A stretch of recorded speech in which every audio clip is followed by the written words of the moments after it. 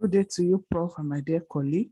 I'm here to do a comparison between BST and B3 on employee management system. Stella is my name. Okay. I'll be using this content throughout the course of this presentation.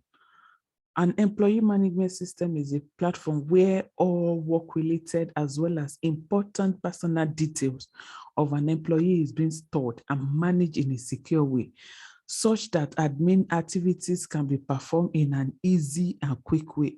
So for the course of this project, the HR manager will be able to perform this function: insert, delete, search, update, and view, while the employee, on the other hand, will be able to view his or her record.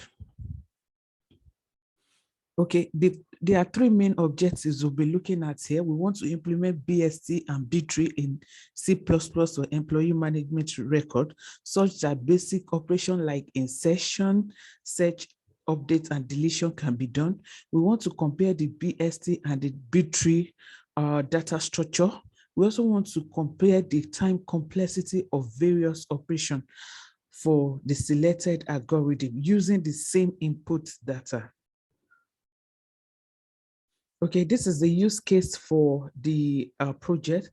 The HR manager manages the record by performing this function: insert, delete, search, and view, while the employee can only view the record. Also, this is the flow chart for the project. We have the start, the main menu. These are the three basic operations the HR manager can perform: insert, delete, and search. He will be able to insert a record inserted, it will display insertion successful. On the other hand, delete record, we can delete record by using employee ID, which is unique, is the primary key. Once the ID is correct, record will be deleted and deletion successful will be shown. But if it is wrong, it will prompt you to enter the wrong ID. Search ID, you can also search for record using the same employee data, which is a primary key. If it is correct, record will be displayed record font. If it is not, you will prompt to enter the correct ID. So this is the comparison between BST and B3. BST is a node-based binary tree that has a right and left subtree. This left and right subtree are also binary tree, and they have at most 2 children. The left subtree is usually lesser than the node, while the right subtree is greater than the node key. Okay, so in a binary search tree, there are no duplicates and insertion is simple because this tree can be skewed. It's not necessarily to be balanced. But when it comes to B3 is a self-balancing tree. It has to be in a sorted order. Okay, so a node in B3 can have maximum number of child nodes, where M is the order of the tree. Okay, operations are performed when the disk is loaded. All the leaf node must be at the same level. It is used in database management. That is why it is suited for this particular project, employee management system.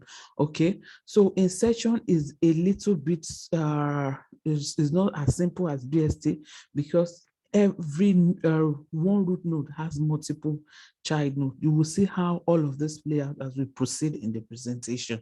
Okay, this is the time and space complexity of both the two algorithms.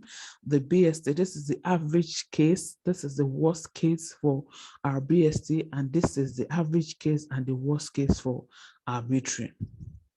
Okay, this is just to show you the comparison between our BST and the B3. This is the interface for the BST when we run our code, when we launch our code.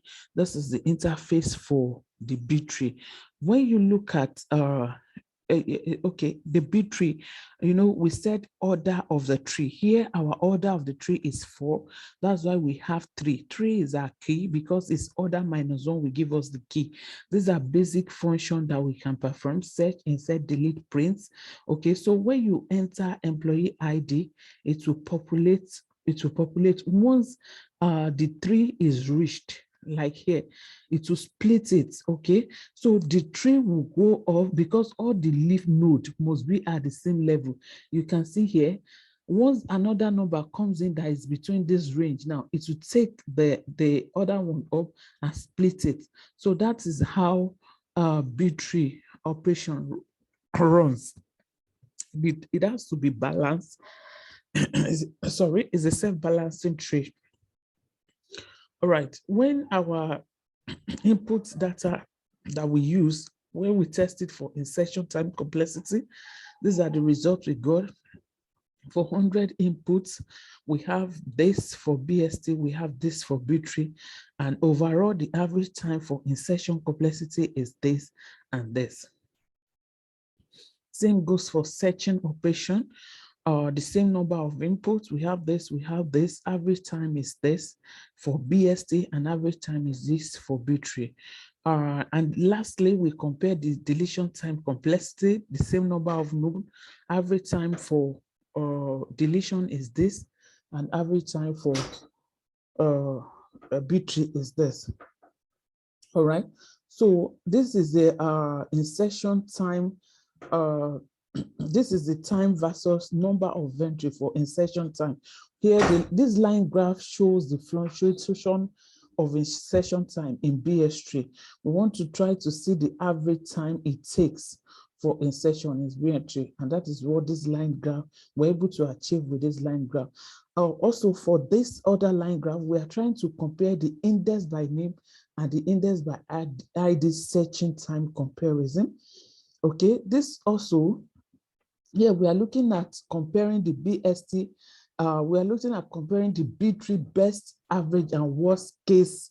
Okay, for insert, delete, and search. For insert, delete, and search, we're able to compare it. So that's what we are doing here. So finally, based on the analysis that we have done, we're able to conclude that B-tree is more efficient compared to B-tree. The reason for using B-tree is that the height of the binary tree is balanced. So searching is faster. Even with the large number of nodes, it's become faster for you to search, because as the node increases, the searching time, the insertion time, the deletion time decreases. So as a result, B-tree offers better performance as compared to binary search tree. That will be the end of our presentation. At this point, we want to say thank you for listening.